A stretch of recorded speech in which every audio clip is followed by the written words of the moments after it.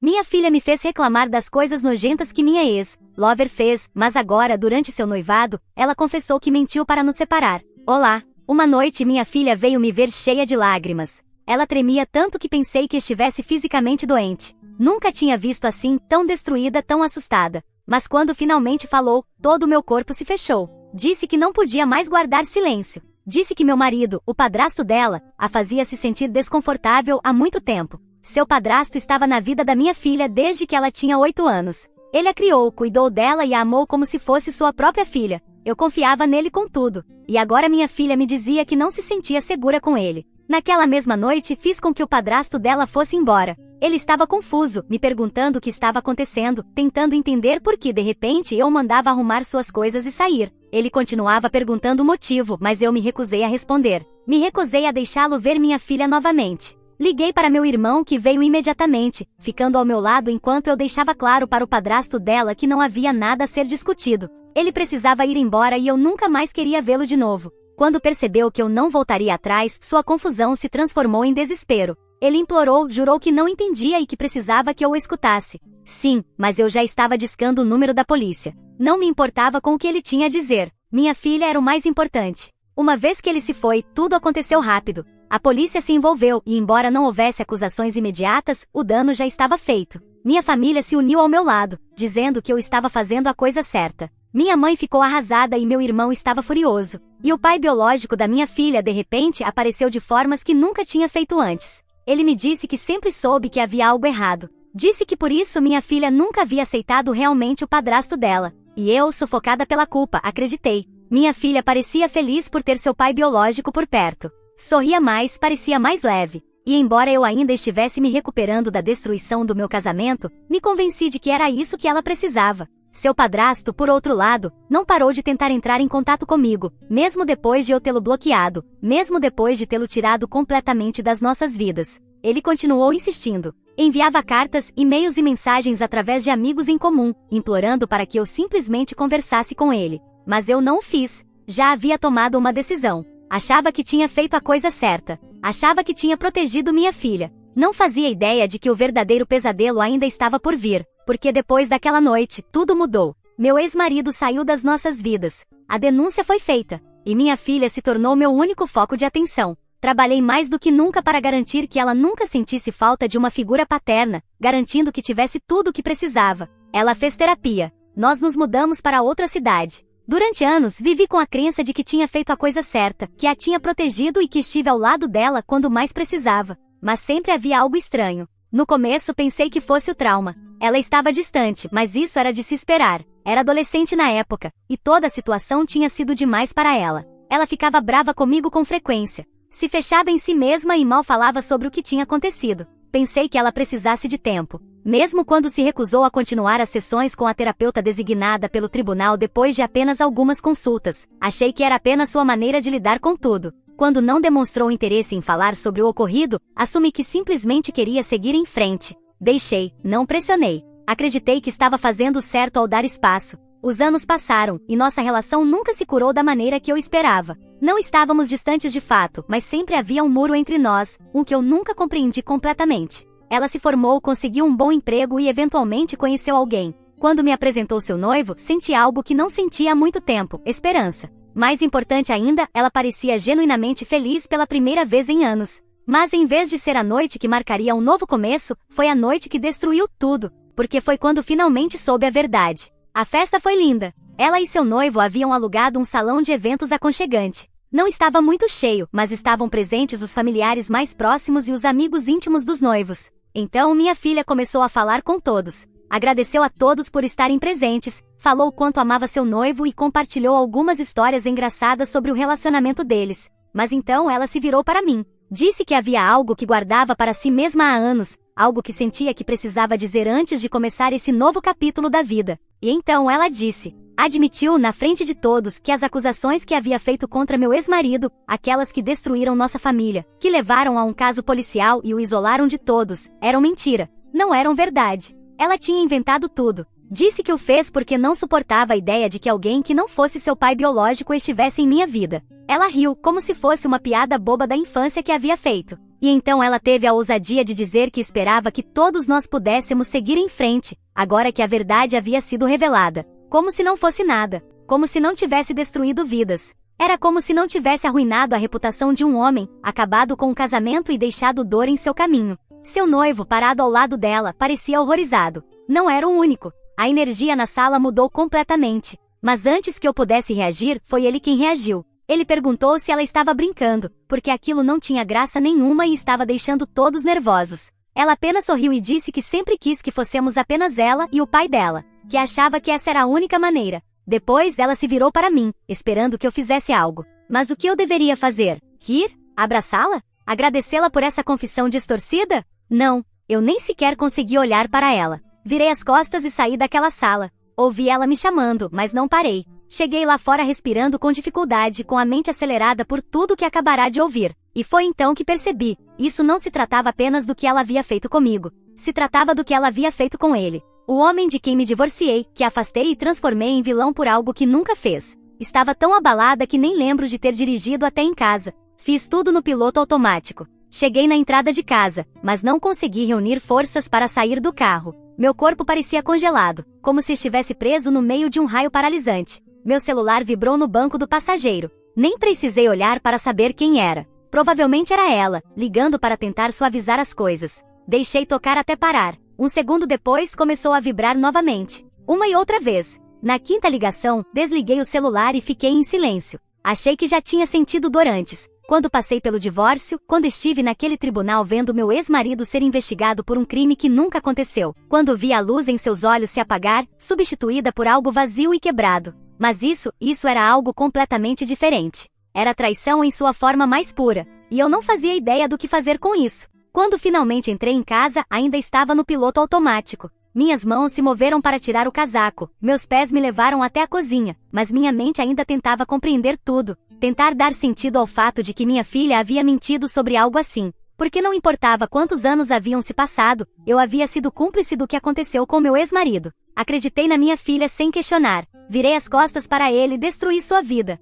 E nunca duvidei de que estava fazendo certo. Não podia consertar o que já havia feito, mas podia assumir a responsabilidade. E isso significava uma coisa, eu precisava entrar em contato com ele. Não fazia ideia de onde ele estava, como tinha vivido ou mesmo se estaria disposto a falar comigo. Passei a hora seguinte procurando por ele. Não tinha presença nas redes sociais, o que não me surpreendeu. Finalmente encontrei um velho amigo dele. Enviei uma mensagem sem saber nem se receberia uma resposta. Para minha surpresa, demorou apenas 10 minutos até que ele respondesse. Ele me mandou um número de telefone. Quando disse quem eu era, ele ficou em silêncio. Me preparei para que desligasse, para que gritasse, para que exigisse saber com que direito eu estava ligando depois de todos esses anos. Em vez disso, ele soltou uma risada. Disse que se perguntava quando eu finalmente descobriria. Perguntei o que ele queria dizer com aquilo. Ele disse que sempre soube que a verdade viria à tona eventualmente. Que uma mentira tão grande não poderia permanecer enterrada para sempre. Que ele esperava, não porque quisesse justiça, mas porque queria que eu vivesse com a escolha que fiz. Disse que sentia muito, mas não era suficiente. Nada seria, mas era tudo que eu tinha. Ele ficou em silêncio por um longo momento e então me fez uma pergunta. Por que eu percebi isso agora? Contei tudo o que havia acontecido. Ele me disse que depois de tudo o que passou, havia aprendido a viver com o ocorrido. Que reconstruiu sua vida o melhor que pôde, embora nunca tenha sido a mesma. Perdeu tudo, sua carreira, sua reputação, as pessoas que um dia chamou de família. E fez tudo isso sozinho, por minha culpa. Eu disse que ele estava certo. E que eu queria consertar as coisas agora. Ele respondeu, o que isso significa? Eu não sabia o que responder. Não sabia nem por onde começar a consertar isso. Depois de desligar, fiquei ali por um bom tempo. Tinha dado o primeiro passo. Mas, o que eu podia fazer agora para tentar corrigir isso? Ou ao menos amenizar para ele? Não havia como consertar tudo. Não havia como desfazer os anos de sofrimento que as mentiras da minha filha causaram. Mas havia responsabilidade. E isso era algo que eu precisava enfrentar. Revisei meu celular, sabendo que provavelmente havia dezenas de chamadas perdidas e mensagens de texto da minha filha. Em todas, ela perguntava onde eu estava, se voltaria para falar com ela e por que não conseguia deixar isso para trás depois de tantos anos.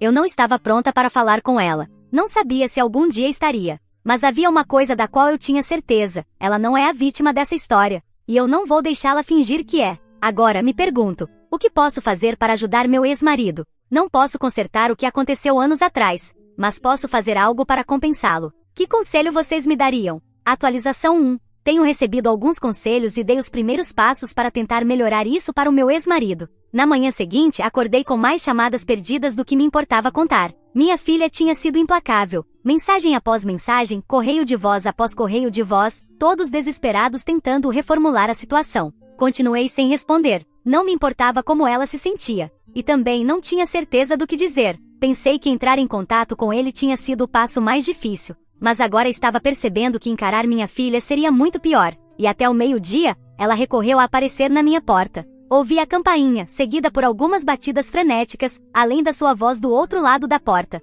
Ela me chamava, exigindo que ao menos falasse com ela. Fiquei sentada à mesa da cozinha, imóvel. Ela não fazia ideia do quanto eu já havia dado por ela. Passei anos ao seu lado acreditando nela, lutando por ela, virando as costas para alguém que nunca tinha machucado porque confiava nela. E agora ela achava que isso era algo que simplesmente poderíamos conversar? As batidas ficaram mais fortes, e ela disse que sabia que eu estava em casa. Não respondi. Ela disse que nunca quis que as coisas chegassem tão longe, que era só uma menina emocional, que havia cometido um erro, mas que fez aquilo porque me amava. Ouvir essa palavra sair da boca dela me pareceu uma ofensa. Ela me amava tanto que tirou minhas escolhas, ditou minha vida e arruinou a de outra pessoa, sem nenhum remorso. Disse que achava que eu entenderia depois de me dar algumas horas para me acalmar. Eu não estava pronta para enfrentá-la. Ainda não. Então fiz a única coisa que ela jamais esperaria. Caminhei até a porta e desliguei a campainha. O som foi suave, mas ela ouviu. Ficou perguntando se eu realmente ia ignorá-la daquela forma. Depois finalmente disse que se eu queria ser dramática, isso era problema meu, mas que ela não ia ficar ali o dia todo.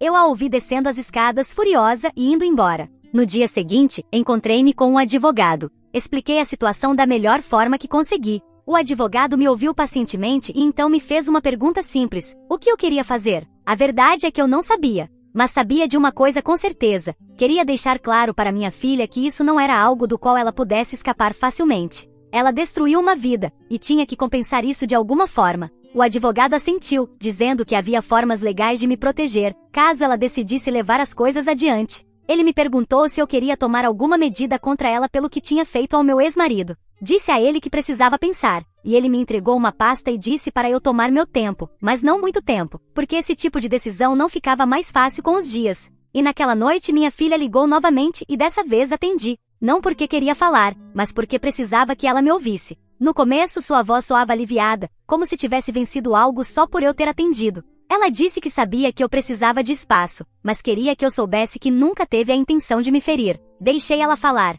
e então quando terminou eu disse que não confiava nela. Disse que não sabia se algum dia confiaria novamente. E disse que nem sequer tinha certeza se queria que ela fizesse parte da minha vida. Disse que não queria mais ser sua mãe, e que me envergonhava de que ela fosse minha filha. Ela ficou em silêncio, e então sua voz se quebrou quando me perguntou se eu realmente estava falando sério. Eu disse que sim. Ela começou a chorar, implorando para que eu não a rejeitasse por um erro que cometeu quando era uma criança. Eu disse que isso não se tratava de um erro. Isso se tratava de uma escolha. Ela pode até ter sido uma criança quando fez aquilo, mas viveu sabendo o que fez, já adulta, e nunca pensou em resolver isso. Só fiquei sabendo agora porque ela achou que seria uma boa ideia aliviar a consciência dela num momento de celebração, e que eu a perdoaria como se nada tivesse acontecido. Agora desliguei meu telefone, porque não quero que ela continue me ligando. Preciso pensar no que fazer. Se devo ou não seguir o caminho que o advogado sugeriu, e acho que vou seguir. Mas de qualquer forma, não acho que isso seja suficiente para reparar a vida do meu ex-marido.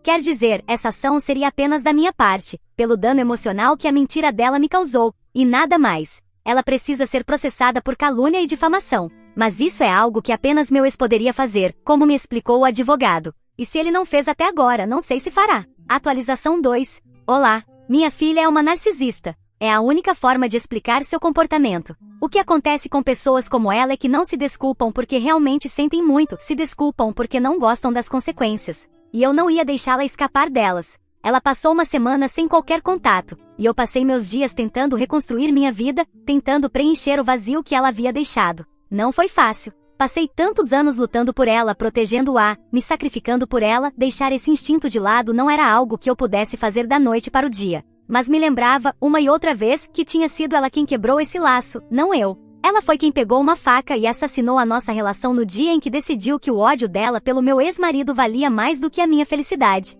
No dia em que decidiu destruir tudo só para conseguir o que queria. E agora ela estava ali de pé nas cinzas, surpresa por ninguém estar estendendo a mão para ela. Então, numa tarde, ela apareceu novamente na minha porta. Por um breve momento, me perguntei se aquela era a ocasião. Se finalmente estava ali para assumir a responsabilidade, para mostrar verdadeiro arrependimento e parar de inventar desculpas. Mas então ela abriu a boca, e a primeira coisa que disse foi: eu não mereço isso. Tinha passado dias pensando em tudo o que havia acontecido, e essa era a conclusão dela. Olhei para ela e lhe dei um tapa no rosto. Sei que um pai não deveria bater em um filho, mas naquele momento, o que ela disse me deu tanta impotência que foi a única coisa que passou pela minha mente. Ela ficou chocada com o que eu fiz, pois claramente não esperava receber aquilo. Ela disse que era minha filha. Eu respondi que isso já não significava nada. Ela disse que tinha sido jovem e tola. Eu disse que isso não apagava o que ela havia feito. Ela disse que pensou que eu superaria. Eu disse que as nossas diferenças estavam longe de ser superadas, e que não tinha fé nenhuma de que um dia seriam.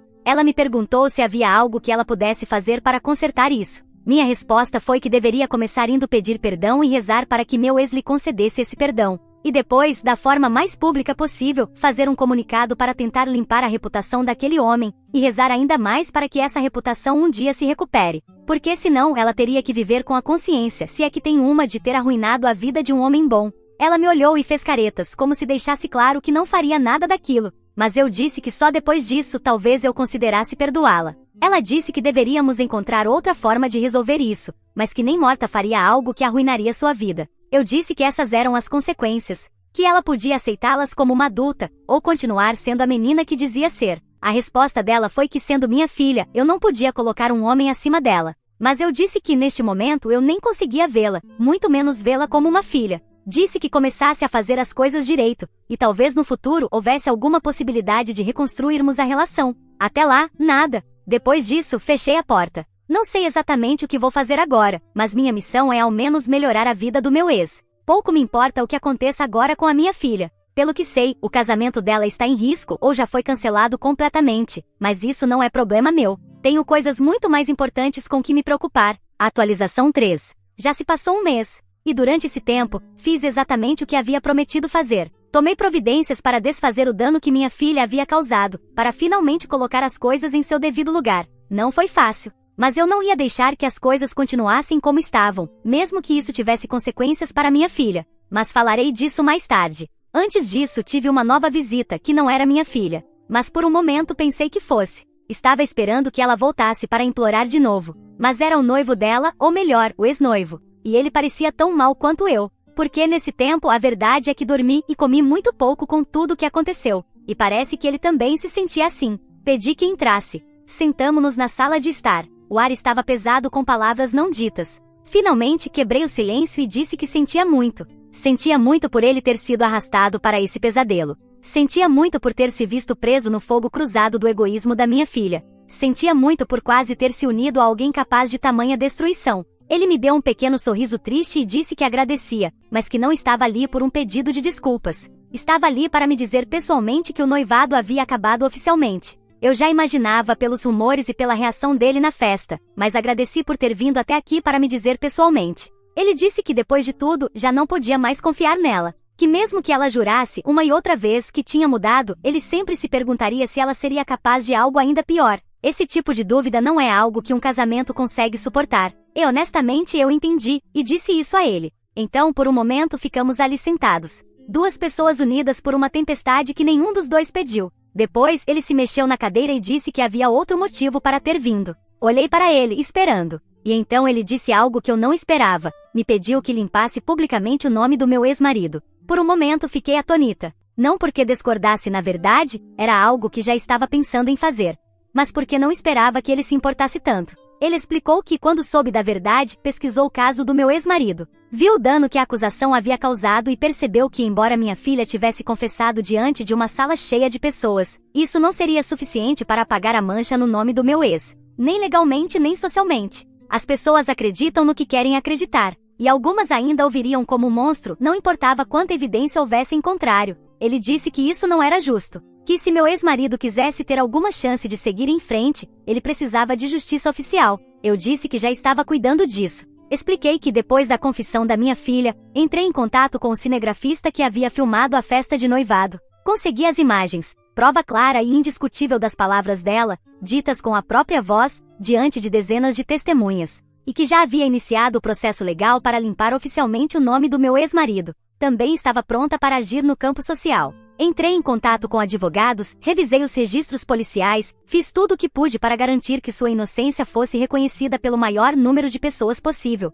Ele disse que ficou feliz em ouvir isso. E então me disse que se eu precisasse de qualquer tipo de apoio financeiro, legal ou de qualquer outra natureza, ele faria o possível para me ajudar. Que mesmo não estando mais ligado à minha filha, não ficaria de braços cruzados deixando que um homem inocente sofresse por algo que não havia feito. Eu disse que agradecia, mas que isso era algo que eu precisava resolver por conta própria. Preciso pagar, não só com dinheiro, mas também com meu tempo. Vejo isso como uma espécie de penitência por ter feito parte de tudo isso. Não importa que eu tenha sido enganada. O dano está feito. Mais tarde, naquela noite, sentei com meu irmão para revisar as atualizações mais recentes. Ele foi o único membro da família com quem eu quis manter contato durante tudo isso. Estava ao meu lado quando fui ao escritório do advogado, me ajudou a revisar os documentos legais e, mais importante, manteve o resto da família informado, para que eu não tivesse que fazer isso. Eu sabia que eles estavam falando sobre o assunto. Sabia que tinham suas opiniões. Sabia que alguns provavelmente ainda estavam tentando entender como minha filha foi capaz de algo tão monstruoso,